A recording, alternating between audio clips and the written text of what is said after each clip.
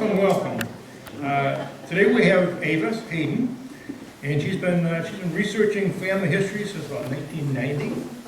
And she's enjoyed exploring the ways that families fit into the region's cultural history. You're going to see about that. And that's the case with the Kelleys. I guess you're a descendant of a Kelley, Richard Kelley, the grandfather of the first innkeeper. She's been completing a program in genealogical research at the Boston University since like 2016. She's published several articles and she's done several presentations. She did one on Lucy Prince last year, which was well attended. And she volunteers at the Regional History Room. She's a great genealogist and she's a great helper. And also with the Russell Collection of Vermontiana up in Arlington. I just want to remind you that the Bennington Historical Society is a volunteer-run program of the Bennington Museum, and we offer its programs at no charge with support from Nexus Consulting. And you can support the efforts of the Bennington Historical Society by making a donation. There's a box right downstairs at the front door, and we welcome all contributions. But without further ado, I'm going to go stand up in the back. And I'll put you in charge. Thank you, Bob. Okay, I'm going to talk using the microphone. Is that good for everybody? Yes. Good back there? Okay, and I walk around a lot when I present, so I'll be moving around. That's probably a problem for you, but you know, It's okay. not worry about it. Okay, so we're going to learn about the Kelleys, the Kelley Stand, and everything to, well, not everything. This will be a tip of the iceberg kind of presentation. I have labeled this talk version 1 because this is the first time I'm doing it, and I expect that there's a lot of you in this room who know more or something more than I know about this topic, and I think if we collaborate on that, we can probably get a fuller picture of what actually went on the Kelley Stand Road in the 1800s. I had help in this project from my husband, whose name is Jim Hayden, who's really good with maps, and also from Bill Budd at the Russell Collection of Vermontiana. So let's get going here. This is what we're going to cover. Starting, I'll introduce you to the Kelley family, and then we'll talk about the road building era of early Vermont statehood, and then the business and economic stuff that went on up on the Kelley Stand Road around the turn of the century, 1800s through the turn of the century. And then I'm going to introduce you to a book of poetry. Now, if you were taking an SAT test and I asked you which one of those four things doesn't fit with the other three, what would you tell me? The book of poetry. But I'm going to show you how that fits with everything else Kelley Stand. The other thing I want to tell you is, if I had photographs, I will cite the source of the photograph. If not, I went to Google and I will label the photograph as such, okay? So it'll be a stock photograph just because I want to fill the page with pictures. Okay, so Kelley Stand Road. Who has driven the Kelley Stand Road? Everybody here? And anybody here driven it from point A to point B to get from one end to the other? Okay, pretty much all of you. But basically the road today is a road that gives us access to recreational activities, right? So we like the ponds, we might swim, we might go kayaking, we might take hikes, take in the scenery, walk your dogs. Those are my dogs, or were my dogs. So it's a recreational thing. People go hunting and fishing and trapping, and that's how we think of it today. But that's not how it always was, and I think that's why you're all here, to hear more about how it was. Because this talk is sponsored by the Historical Society, I'm going to put in a pitch for the most politically or culturally important historical thing that happened on the Kelley Stand Road, and that was in the summer of 1840 when Daniel Webster gave a talk there for the Whig Party in support of presidential candidate William Henry Harrison and Vice President John Tyler, otherwise known as Tippecanoe and Tyler too. And evidently, or according to all accounts, there were some 15,000 people on the Kelley Stand Road to hear that speech in 1840. And there's a marker there today, and at one time, and Tyler, do you know, does that log cabin still stand there? I don't think so. So at one time, there was a log cabin on the site of that speech. Some of you, maybe many of you, wonder why I would be interested in this topic, and Bob mentioned that I'm a genealogist. So I come from the state of Wisconsin.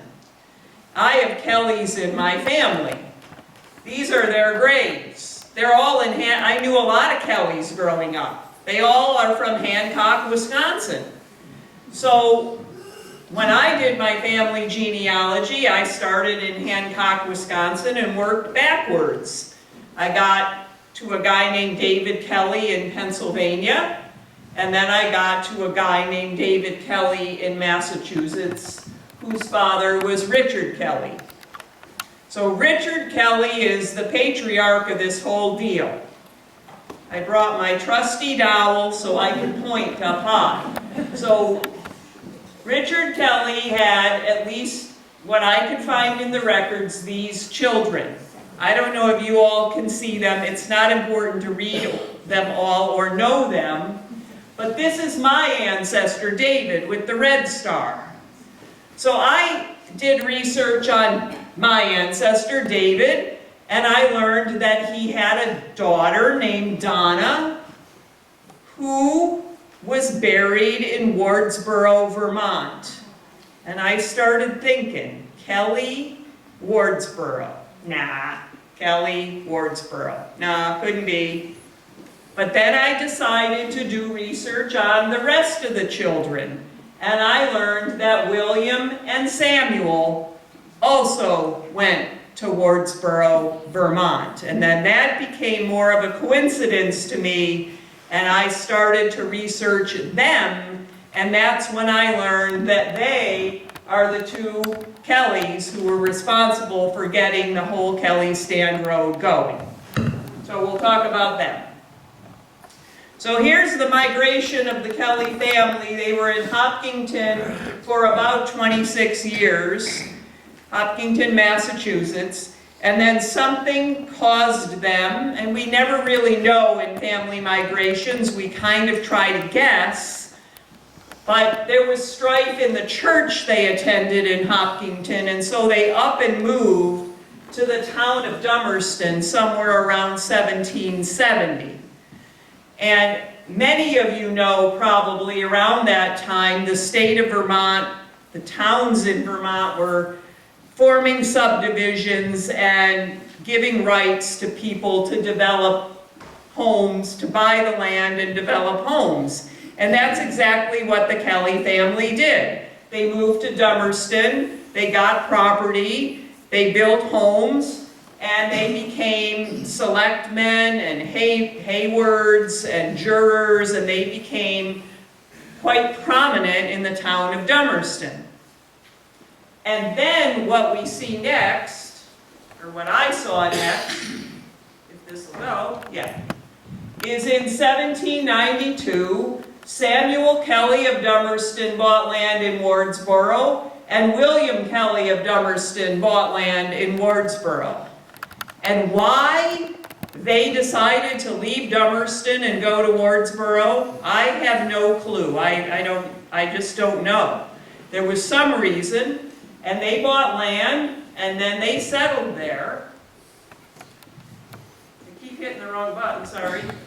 And then they became prominent members of the Wardsboro Society. And in this slide, you see that William Kelley was, by 1780, a selectman in Wardsboro. So already rising to prominence in that town.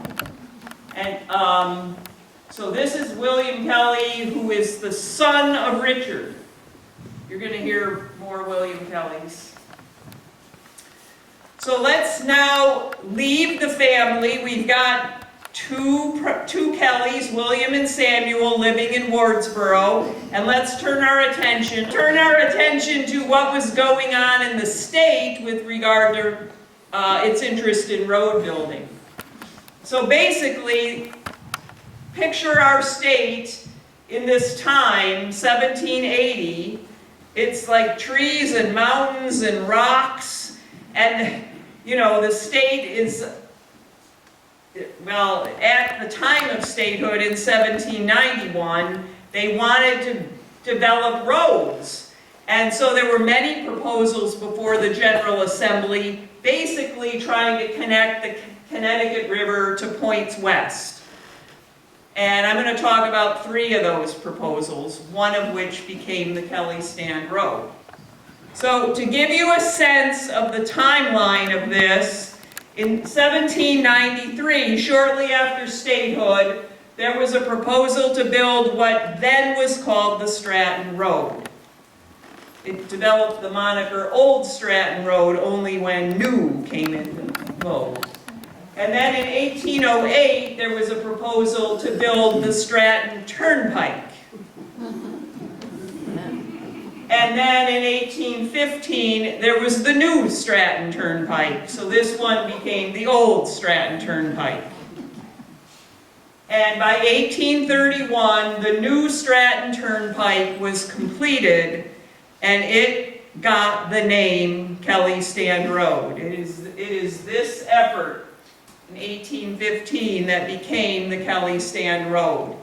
And these two have sort of, you can find some remnants of them around, and you can find remnants in the historical records, but they are no more. They were never developed. You can see that point in time when Daniel Webster gave a speech in 1840, the road had been completed. And the only other thing I stuck on there just to give you some perspective is in 1858, John Williams Kelley proposed that Sunderland pay its fair share of taxes to support the road. So that's the overview of the development of things in early statehood. This is the map, sort of how these roads, how each of these roads look. So I'm going to start with the yellow road, which is the road you all have driven, today's Kelley Stand Road. And you see that it follows pretty closely the contours of the Roaring Branch. The old Stratton Turnpike started in the same place as the new Stratton Turnpike, but it veered up at what my husband calls Point of Rocks, and I don't know if any of you know Point of Rocks, but somewhere around here, and it goes up the ridge and over to the town of Stratton on the ridge. And then this first one, the old Stratton Road, started way up here, which many of you might know as Lawlor Road today. This is Lawlor Road coming across that ridge way up high. So those were the 3 roads. I'll talk about each of them a little more. Just a little bit in the history books, the old Stratton Road was to go connect Sunderland and Newfane. It was authorized in 1793. They actually raised taxes. It started being built in 1797 and then kind of was replaced by another proposal to connect Sunderland to Newfane called the Stratton Turnpike. And we didn't find much evidence of this, but my husband did find it in a survey map, and the town of Sunderland actually platted out some property to go along this road, figuring people would buy the property there. But that never developed. And then what we find is that 1815 road, and guess whose names are on the petition to the General Assembly to build that road. We see 3 Kelleys here, William and Samuel I already introduced you to, and then another brother, Russell. So the Kelleys were pushing hard from the Wardsboro side to get this road through the General Assembly, and in fact, that is the road that got funded. And that road was built, as I said, between 1815 and 1831. It's now considered at the time was a very heavily used road, and it completely opened up the Green Mountains in that area to logging, milling, and other forms of commerce, and that is the road you all know today. Any questions about that, or anybody have any sort of different information about how the roads came to be? I'm Yeah. looking at the last line.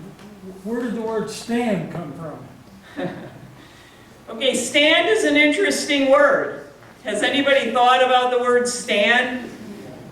Because it's very interesting. So stand, in one sense, is a stand of trees. It's a logging term. But stand is also, like if you go to a baseball game, you go to the hot dog stand. It's like a place, right? So which is it in this context? I don't know I think it's both, myself. Could it be taking a stand? It also means taking a stand, but how would that fit here?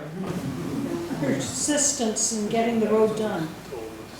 Oh, taking a stand, like a political stand, like we're going to get it done. Yeah, it could definitely have that connotation. Yes? A lot of the old inns were called stands. There was Leland Stand in Landgrove.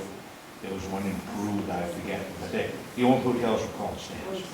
Why, I don't know. Yeah, why? That's why. It's like today we have stands. They're more like kiosks or little places we go to get something. But maybe you're right. That's what the old hotels were called back then. I think so. So you just think it was a word used in that period of history to mean hotel. Yes. Okay, I'm learning from you. Thank you. Yes. I always thought, probably wrong, some guy named Kelley had a deer stand. Well, we've already heard about some guys named Kelley, and I bet they shot deer. And so maybe they had a deer stand. So that could be true too. Yes? Yeah, my research on it also showed that a stand was an inn or a hotel. It's interesting, it is interesting you all bring this up because that's not used today, is it? We don't go to the Hyatt Regency stand, you know? So it's definitely a term of that era for hotel. Yes? Lorraine Moody's great uncle was a Kelley, and she had a silver plate in her home on School Street in Arlington that was from the stand.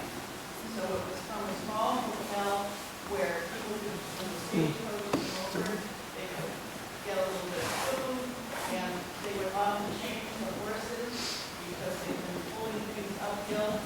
So that's what she thought of as the stand. Okay, so I don't know if everybody heard that, but there's a person in Arlington with a plaque that describes a stand as a place along a stagecoach route where people could stop. It was a way station.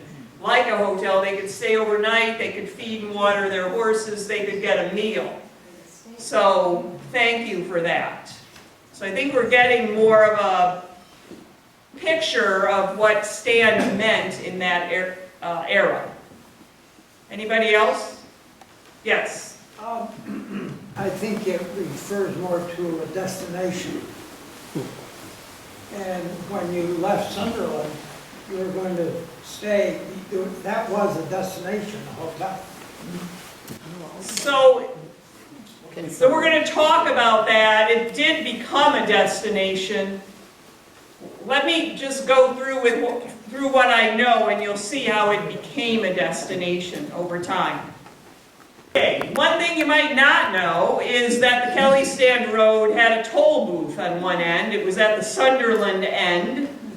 And I love that little cartoon. But anyway, I have a whole list of what the tolls were, but I'm going to share just a couple of them with you. So pleasure carts were 25 cents, and if you had one beast pulling it, if you had two beasts, you had to pay 29 cents. And then a pleasure sleigh drawn by two horses was 20 cents, and a lumber sleigh was 8 cents, which suggests to me that they were sort of making the lumbering business a little more, allowing a little more commerce through the toll booth for lumbering. Also, what I didn't put up here is if you were going to church, no toll. If you had been in the military, no toll. So those two things were kind of cute too. These were in my father-in-law's papers. I don't know how many of you know my father-in-law. His name was Harry Hayden. He had a whole trove of papers on this. Okay, so logging. That was the first business. So the first hard business that they had to do for 16 years was build a road. And that is the one part I have not researched. So I don't know who built the road and how it, well, I sort of have an idea how it was built. And I imagine the Kelleys were part of that road building enterprise, but I don't know a lot about it. By the time the road was done in 1831, they were logging.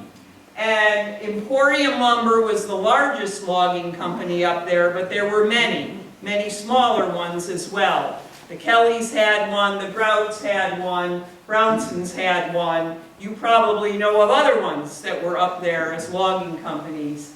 And logging at that time was done with a horse, with hand saws, and the horses would pull it out. The logs would go to mills, and we'll talk about the mills in a second. So a very different business than what we see today, right? So very hard business. The logs predominantly came out in the winter when the ground was frozen and could be pulled across on sleigh. Now along the Roaring Branch, according to one paper I read, there were as many as 13 mills. Most were sawmills, and they would cut the boards into lumber that could be used for a variety of things, including building houses, but they also cut things like barrel staves and shakes, and shingles. And one thing that affected this operation in 1869, there was a big flood, sort of like what we saw with Hurricane Irene, and it wiped out a number of the mills, and then they had to be rebuilt. So there was kind of a rhythm to the work up there, where there was a steam whistle that blew every morning at 5 or 6 o'clock, and that woke everybody up to get ready for work. They had to eat a hearty breakfast. Then they the men went out into the woods to work, either at the mills or at the business of cutting trees. And then at 6 p.m. the whistle would blow again, and they'd all come home. It was really you'd call today a company town. They were all working in the same business, at least initially. Now, oops, we had a little jump there. Okay, so around 1837, this again goes back to my research on the Kelleys, the family.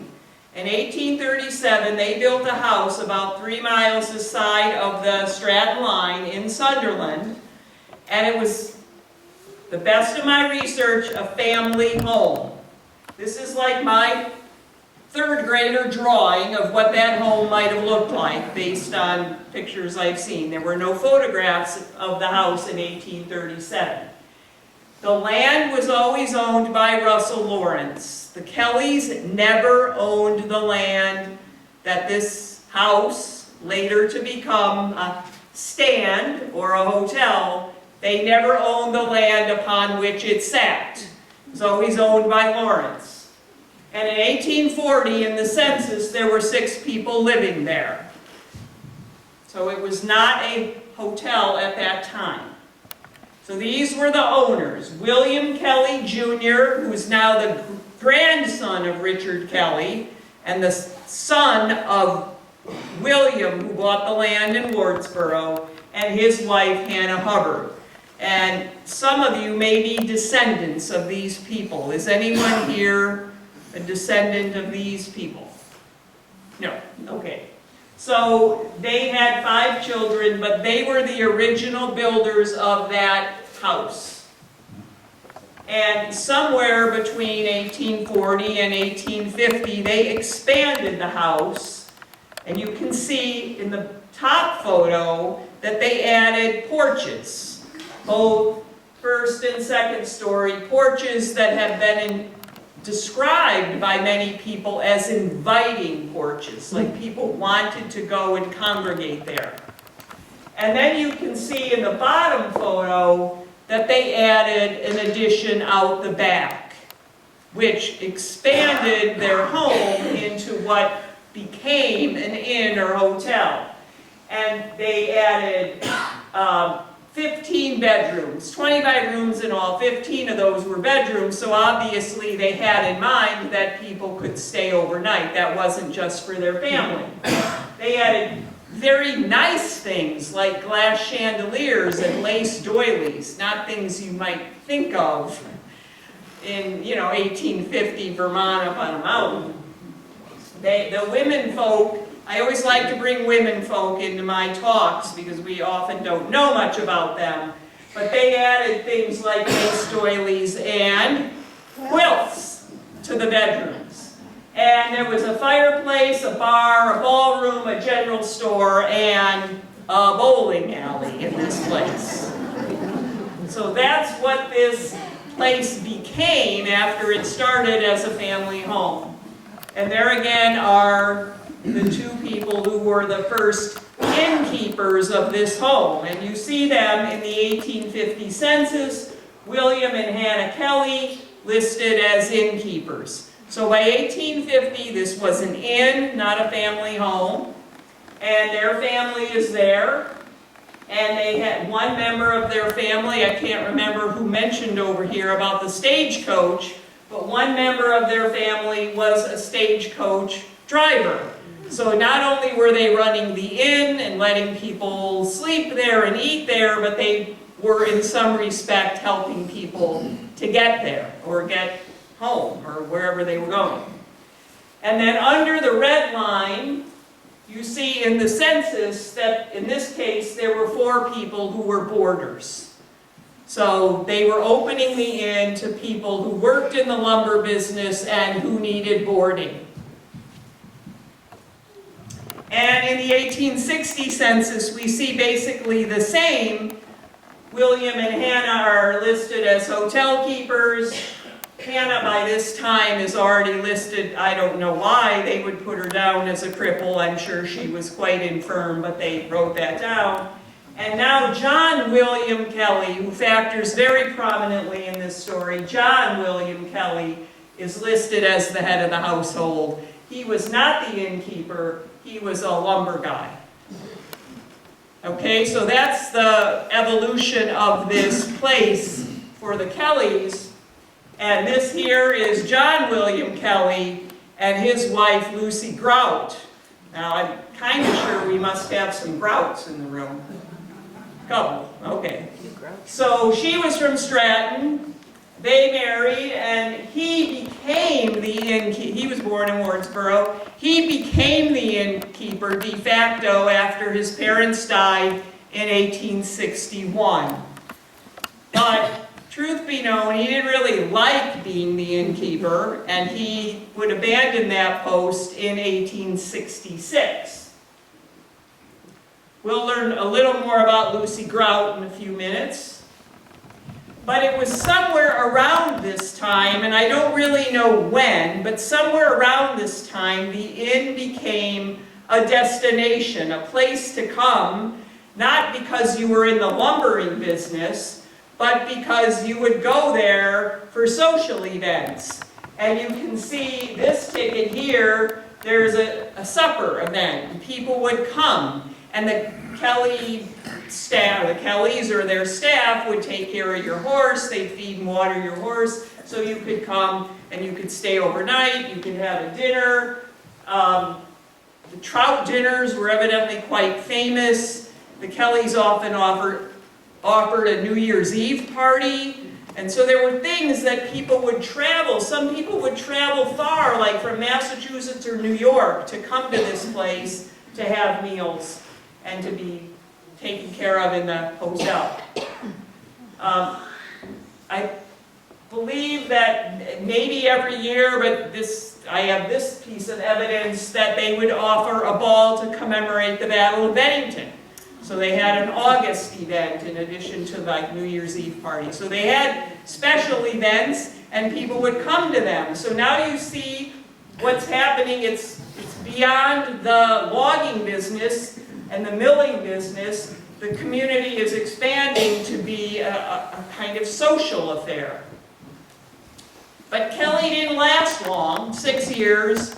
And then he ran this ad, you're not going to be able to read that, but he ran this ad in the banner saying, "Sayonara, I'm retiring to private life," and he was very respectful of the people who had been patrons at the Kelley Hotel for all those years. He did call it, to those of you talking about the word stand, he did call the place the Old Stand, which I thought was an interesting word, or interesting way of using that word. He didn't himself call it Kelley Stand, he called it the Old Stand. And so he went out in style with a party to commemorate the Battle of Bennington. And then he was done. So this is my best putting together of who owned that building through the years. So the Kelleys owned it, best I can tell, 1837 to 1866. John Williams, so it was William Kelley and then his son John William Kelley who retired, and then it had a string of various other owners for several years from 1866 to 1883, one of whom was Frank Lawrence. But I think there were others, but I'm not clear about that, and this is where a lot of you might be able to fill in some gaps on those years. But the years that probably most of you have heard about are the Robert Lawlor years. And he owned the Summit House, called it the Summit House, 1883 to 1917. And then his family left. The logging business was fading. Everything up there was fading. I'll go through some of this with you. And then I'm calling it Lawlor's Lodge. Like he was up there helping or keeping it going so that people could come there for hunting and fishing for the last remaining years of his own life.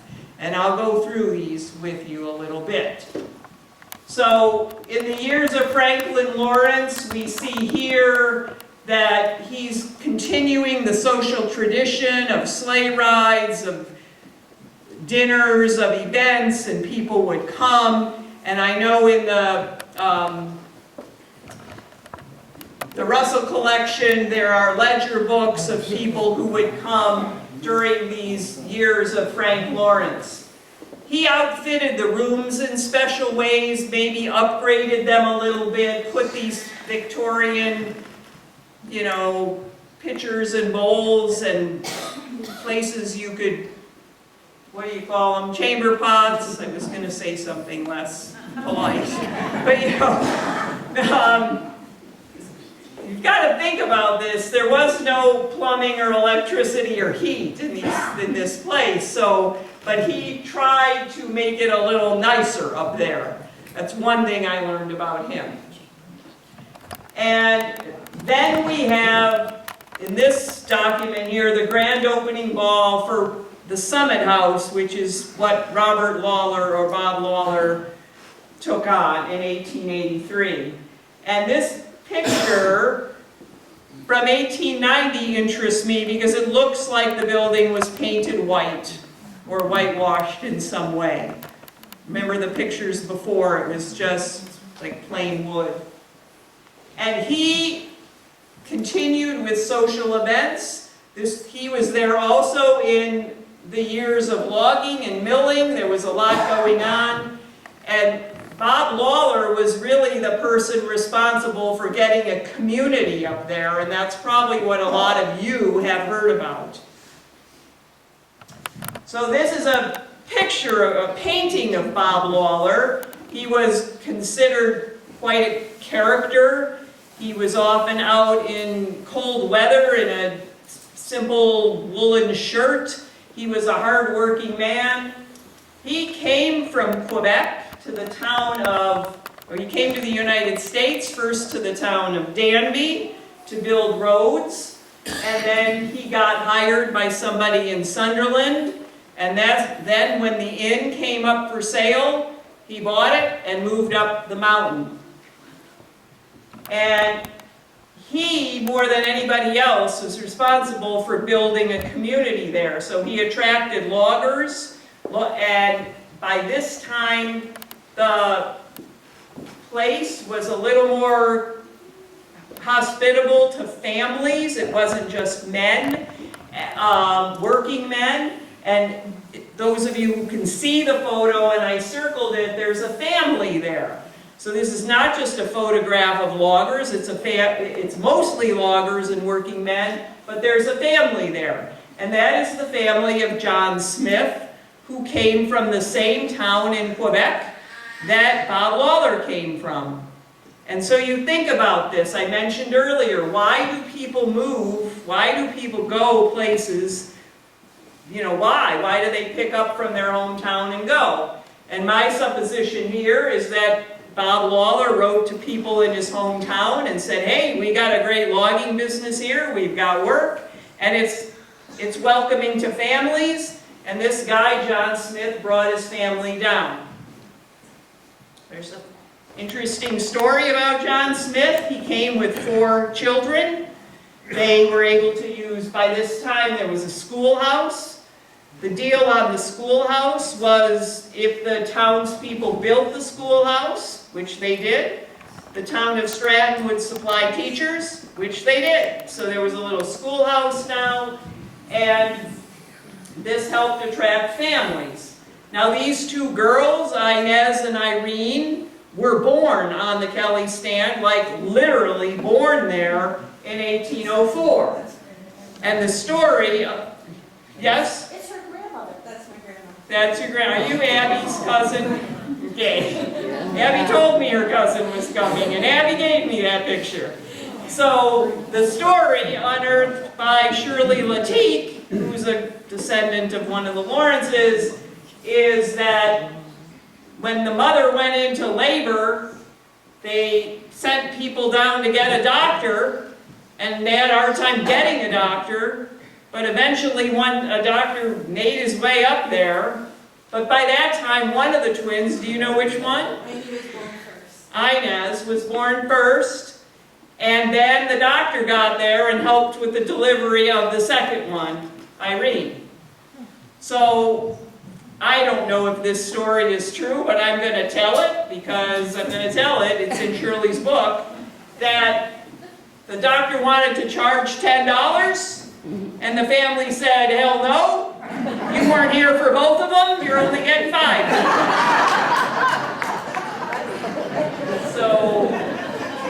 So those 2 girls we know were born on the Kelley Stand. So, and maybe being born at midnight was why they had a hard time getting a doctor, probably. So this picture, which comes from the Russell Collection, shows, I think, what I've been trying to say about how Lawlor built a community. This picture I'm dating around 1915. You can see a lot of women and children in that picture, and the picture is labeled as a community meeting, whatever that was. They all got together to decide something or talk over something, but you can see women, children, men, definitely a community by this time. There were 300 residents and 25 family homes. So that's in addition to all the businesses that were built there. There were shops, there was transportation, there was a livery stable, a post office, a church, and a blacksmith shop, and maybe other things. But this was a thriving community at this point in time. But then what happened around 1910 was a decline in logging. 1910 to 1920, the logging industry tapered off. I have to imagine it's because maybe they had already taken all the trees, or they couldn't get to other trees. And so Emporium Lumber closed up in 1910. That was the biggest lumber company. Now remember, I mentioned there were other lumber companies, kept going. But then sawmills started closing, and workmen and their families moved off the stand into other communities, like Wardsboro, Sunderland, Arlington, etc. So Bob Lawlor, who's pictured here on this carriage, decided to, and his family, his wife and children moved into Arlington, but he decided to stay there. And so he kept the lodge open for hunting, fishing, and trapping for men, I think mostly men here, who wanted to come and hunt and fish and trap, and they could use that building as a place to stay. And he himself lived there all the time. And he was given the name in his obituary as the Hermit of the Green Mountains. He loved nature. He was happy when he was in the mountains. And he spent winters alone on the Kelley Stand, literally until he came into town to die in around 1930. And he, I mean, just think about this, how cold it gets in the winter, and maybe he had a little fireplace going, but that had to be a hard go for him. And this photograph from 1832 shows you the decline of that building. So after he died and was not there, the porches came off, whether they fell off or whether people took lumber. You can see people took windows.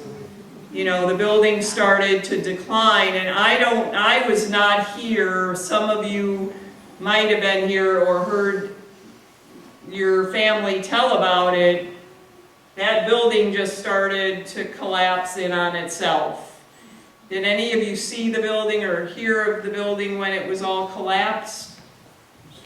Yes, what do you remember or heard about? In the early 50s, I remember it collapsed and seeing like a ballroom, like a blue ceiling, like with stars. Yes, so that sort of stayed intact. So this gentleman said in the 1950s he went up there and saw the building collapse, but the ballroom ceiling was intact, and it had been painted blue and had stars on it. So that is where a lot of the social functions and dances took place. The ballroom was on the 3rd floor. Does anybody else have stories about the collapsed building? I remember seeing a pile of rubble there, like the laths and so forth. It was just a pile of rubble. Yeah, and that was about when? It was in the 50s. Okay, so this gentleman is saying in the 1950s he saw basically a pile of rubble. So in the 20 years since this picture was taken, 20 years, it just really had collapsed completely. Yes? I can tell what I've heard about John Lawlor in his defining years.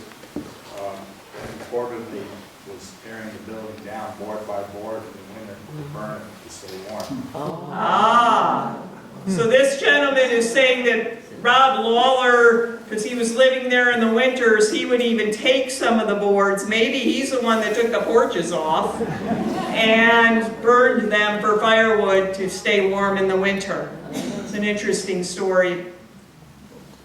Yeah. So that's what happened to the building. Now I'm going to go back to the Grout family. and tell you about this young lady whose name is Winifred Mary Grout. And she will be important in the next part of the story, but she was interviewed in Shirley Latique's book. She was up there also as a little girl. She's from Stratton, and you might say to yourself, what did kids do up there around the turn of the century? All the men are working. What was going on for kids? She remembers the dances, the ballroom. She remembers hearing about Webster's speech and how they would, as a community, commemorate that each year. She remembers skating and sliding, swimming, hiking, and picnicking. So the kids had activities different than they do today, but those were the things she remembered. Now, she was born in 1890. Her family had the Grout Logging Company, otherwise known as the Grout Job, up in Stratton. And she's the grandniece of Lucy Grout, who was married to John Williams Kelley.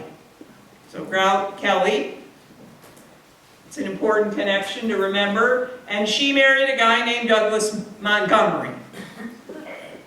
And that's important to the next part of the story because she, after she moved off the Kelley Stand, she resided in a house in Sunderland, which we all know, we that live in Sunderland know as the Montgomery House.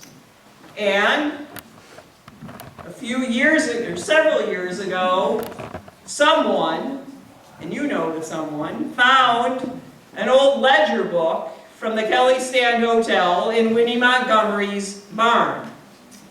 And that sat there for several years until, what, about 5 years ago, this gentleman here I keep looking at brought that ledger book into the Russell Collection in Arlington, saying something like, well, this seems like something we should keep. It's historical, it has the Kelley name on it, and we should keep it. And it was pretty beat up. It had no cover on it. The pages were discolored, but I'm so glad you brought it in. And what was in the book was a bunch of registrations from the John Williams Kelley years in the mid-1860s, some notes about finances of the hotel, and 43 handwritten poems by John Williams Kelley. So, I thought that book was pretty special to keep, so I brought it over to this chap named Malcolm Summer, who runs a bookbinding business in Chester. And I had the book preserved by him. And then I worked to transcribe those 43 poems. So I can tell you that he wrote poems, these are the categories of poems, or the topics of poems he wrote. He wrote several poems to his wife on the occasion of their anniversary, which happened to be Christmas Day.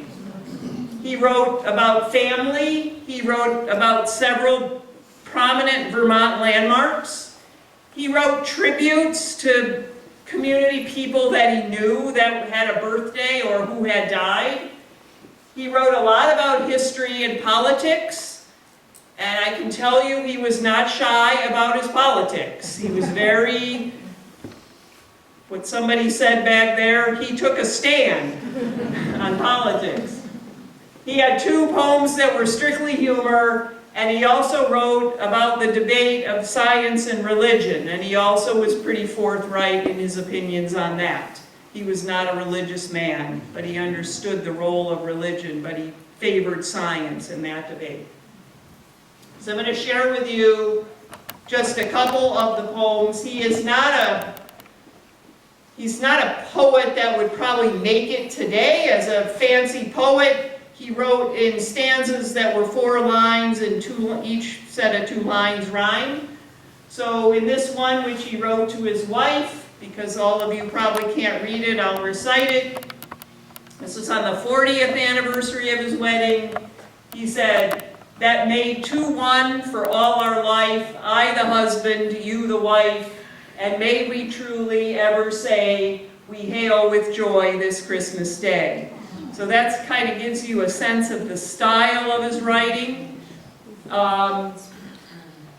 And then sort of, some kind of chokes me up because this brings it full circle. He wrote about his family, his ancestors from Wardsboro. Remember I told you the Kelleys, 2 of them moved to Wardsboro. He wrote about them, and he said, the home of our fathers we visit again with fond recollections so vivid and plain, goes back to the time its measure to fill when our fathers were boys.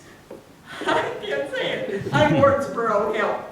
So that sort of brings us full circle back to where this whole story began in the town of Wardsboro and the Kelleys lobbying to get the road. And then we find this poem all about the Kelleys on Wardsboro Hill. And with that, I will close.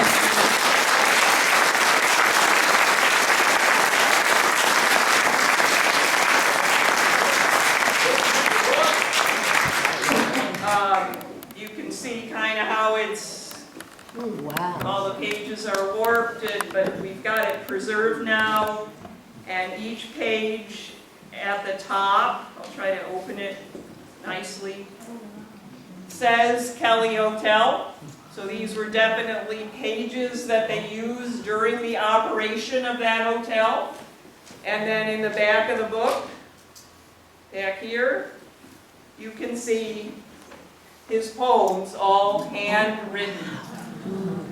And I can leave this up on the, I can leave this somewhere, I guess, for people to come and look at if you just want to see it. But it's really a local treasure from that era. So, all right. Any other comments or questions or discussion? Yeah. Where along Kelley Stand Road was the hotel? Well, it's just past the 4th bridge. If you're going from Sunderland to Wardsboro, it would be on the left-hand side. There is nothing left. Jim, my husband and I have been up there. We think we have found the cornerstone, a couple of the cornerstones to the hotel, but we can't be absolutely sure. But that's where it was. There is really nothing to find. This gentleman here in the front, before we started, suggested that maybe the state of Vermont would put up one of those like markers to commemorate that bit of history up there, and then people would know, because right now nobody knows. So good point, yes. I was just wondering why the family built a house on land they didn't own. Was that? So she's asking why the Kelleys built a house on land they didn't own. They leased it, so, but I don't know. I can't decipher when I read the lease deed the why of that. Was that something that happened a lot back then? Yeah, is it allowed? Does anybody, so the nature of her question is, why did the Kelleys build this thing on land they didn't own? The land was owned by Russell Lawrence, but I don't know. Maybe Lawrence wouldn't sell. So they just agreed to a lease. You know Donald Young, the town clerk in Stratton? I've emailed with him. Yeah, he wrote a book. Yes, the history of Stratton. Yeah. And he includes the Kelley Stand, which is in Sunderland. Yes. Well, you see, it's so close. The Kelley Stand, the hotel, the thing we've been talking about, was just 3 miles from the town line of Stratton. It was officially in Sunderland, but everybody up there pretty much was like one community, even though Stratton was its own town and Sunderland and Wardsboro. But I've emailed with the town clerk there, not him, but yeah, so that book is interesting. Yeah, it is. Mm-hmm. Yes. You mentioned before about the Robert Lawrence who owned this land. Is that the Lawrence family that settled Sunderland? So I only caught a little bit of what you said. Can you try again? Yes, you mentioned Lawrence, who owned the property Yes. upon which the house was built. Yes. He was part of the Lawrence family that settled Sunderland. Yes, so Russell Lawrence, there's people here who can speak to that better than I can. Marilyn, can you? So the Lawrence family was quite prominent in Sunderland. And you know Frank Lawrence, so he owned the land up there, Russell Lawrence. Frank Lawrence for a while ran the hotel. And yes, that was the prominent Sunderland family. Can you add to that, Marilyn? No, Shirley is a historian in the family. Okay. So, but you're right, that is the family of Lawrences that is prominent in Sunderland. There's a Lawrence cemetery, and then many of the Lawrence descendants are buried there. Yes. First of all, thank you for this wonderful presentation. You're welcome. Could you just very briefly talk about your research process? Did you use a lot of online resources? Did you visit different places? So my research predominantly was of the Kelley family, and I do a lot online, but I also did deed research, and I go to different town halls. Like I spent a lot of time, they knew me quite well in Dummerston. They used to give me chocolate bars, and then maybe they wanted to get rid of me. And then I spent a lot of time in the Wardsboro and Sunderland town halls, just going through old records and old deeds and trying to learn everything I could. So both are true. Yes? Was there a railroad up there? Not to my knowledge. Your question is, was there a railroad up there? And I think the answer is no. I never came across anything like that. Oh, over there. There's two over here. Okay, I live on Kansas Road. Yes. You live in the schoolhouse on Kansas Road? Okay. Is that where Sunderland starts and then it goes up the mountain? No. But Sunderland... It starts like a candle. Oh, you mean where Sunderland and East Arlington, where the town line is? Yeah, I don't know because my mailbox is East Arlington, but I know I'm in Sunderland, so I don't know where. You just don't know where the hell you are. That's it.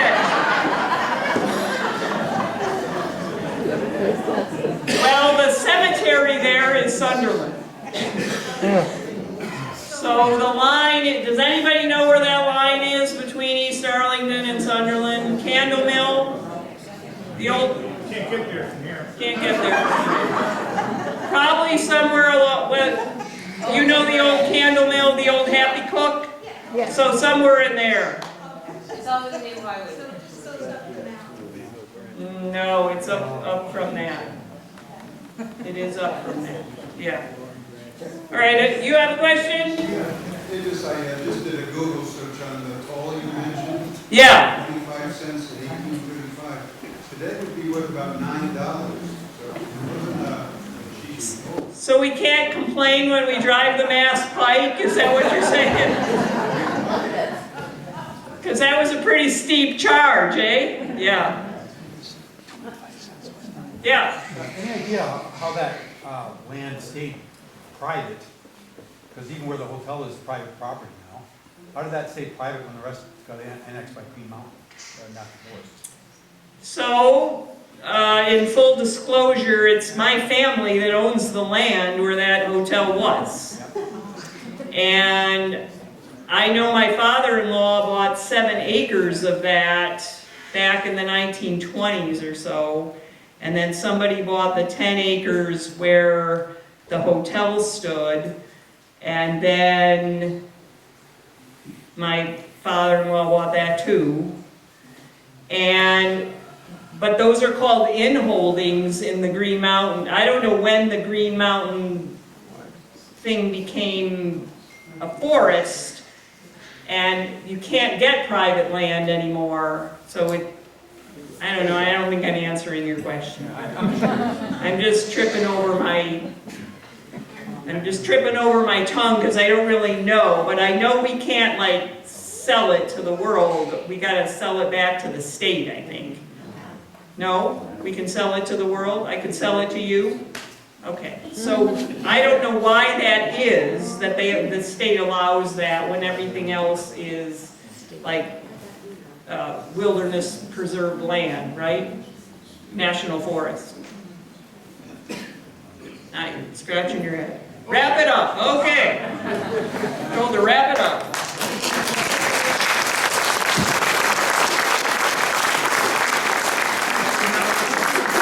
Everybody, before you run away, some people really couldn't see this presentation, and it was videotaped. It'll be on our website. Give us a couple weeks to get it processed.